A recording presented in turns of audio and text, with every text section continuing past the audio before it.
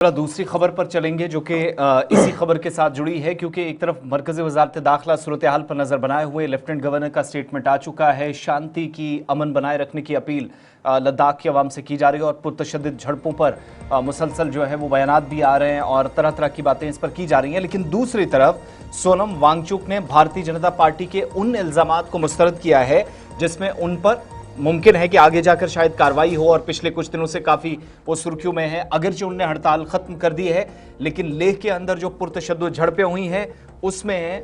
सोनम वांगचुक अब इस बात को भी तस्लीम कर रहे हैं, एतराफ़ कर रहे हैं कि जो शांतिपूर्वक तरीके से बहुत खामोशी के साथ उनका एहतजाज चल रहा था, भूख हड़ताल थी, कई अहम शख्सियात लेह और करगिल से और हिंदुस्तान की मुख्तलिफ रियासतों से इस प्रोग्राम का हिस्सा बन रही थी, लेकिन वो तशद्दुद की वजह से एक तरह से कमज़ोर पड़ गया है, दब गया है। और इतना ही नहीं, जो लद्दाख की पॉलिटिकल लीडरशिप है उसको भी सोनम वांगचुक ने पुरतशद्दुद झड़पों के बाद आड़े हाथों लिया और नौजवानों की रहनुमाई ने सोनम वांगचुक का बयान तब सामने आया जब बीजेपी की तरफ से दिल्ली से लेकर लद्दाख का कमान संभाली गई और सोनम वांगचुक समेत कांग्रेस को आड़े हाथों लिया गया, जिसके बाद सोनम वांगचुक का बयान सामने आया। और सोनम वांगचुक ने कल जहां अपने पुरअमन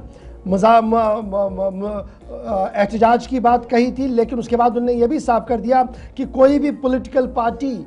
लद्दाख के अंदर ऐसी नहीं है जो नौजवानों के लिए इस तरीके से गुमराहकुन स्टेटमेंट देकर उन्हें सड़कों पर ला सकती है। कांग्रेस का तो सवाल ही पैदा नहीं होता है। वांगचुक की तरफ से साफ कर दिया गया कि बीजेपी ने जो चार्जेस उन पर लगाए हैं, कांग्रेस पर लगाए हैं कि कांग्रेस का रोल इस एहतजाज में है, उनके हिसाब से, सोनम वांगचुक के हिसाब से कांग्रेस 5,000 लोगों को जमा करने की सलाहियत नहीं रखता है। ये सोनम वांगचुक की तरफ से कहा गया है। याद रखिएगा, कल भारतीय जनता पार्टी के social media head Amit Malviya की तरफ से ये पहले बयान दिया गया, ये उनके सोशल मीडिया पर आया कि कांग्रेस के काउंसलर जो लेह के हैं उनकी वजह से ही तशद्दुद बढ़ा और वो फोर फ्रंट पर इस पर थे।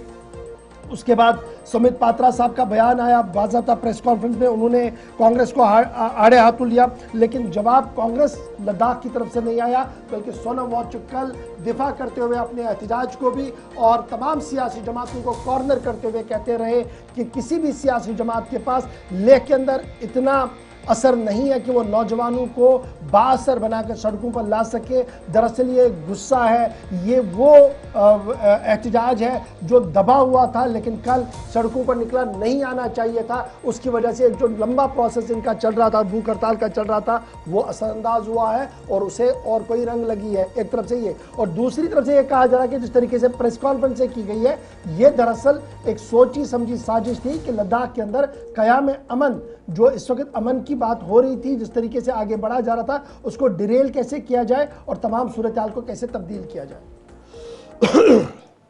ऐसा ही महसूस कर रहा हूं मैं। एक तरह से ये ओवर पावर हो गया हमारा सारा शांति का तपस्या, और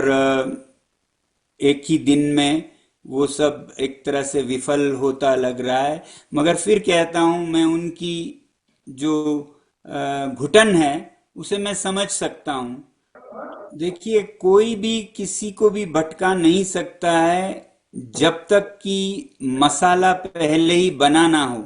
जब तक कि घुटन लोगों में ना हो। तो वो